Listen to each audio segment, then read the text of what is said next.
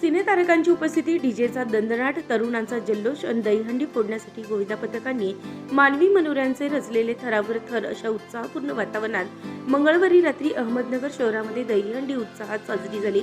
अहमदनगरच्या सामाजिक राजकीय क्षेत्रामध्ये शांत सुस्वभावी असलेलं व्यक्तिमत्व म्हणजेच माजी महापौर अभिषेक कळमकर आणि श्री योग प्रतिष्ठानच्या वतीने माऊली संकुल या ठिकाणी दहीहंडी उत्सवाचं आयोजन करण्यात आलं होतं. या दहीहंडी कार्यक्रमात प्रसिद्ध सिने अभिनेत्री केतकी माटेगावकर, अभिनेत्री एली आवाराम, गायक अवधूत गांधी यांच्या उपस्थितीत महत्त्वपूर्ण ठरली.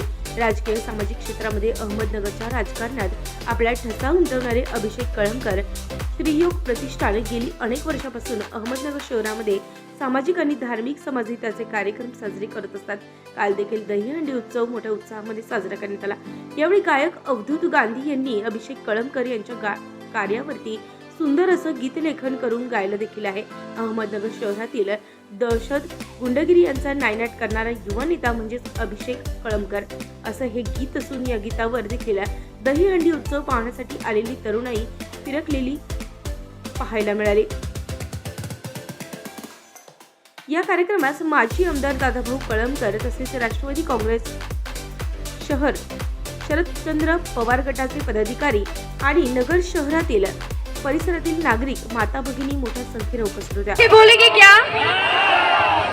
राम कृष्ण हरी, वाजवा तुतारी, राम कृष्ण हरी, वाजवा तुतारी, and last time Ram Krishna Hari, वाजवा तुतारी. थैंक यू सो मच, धन्यवाद.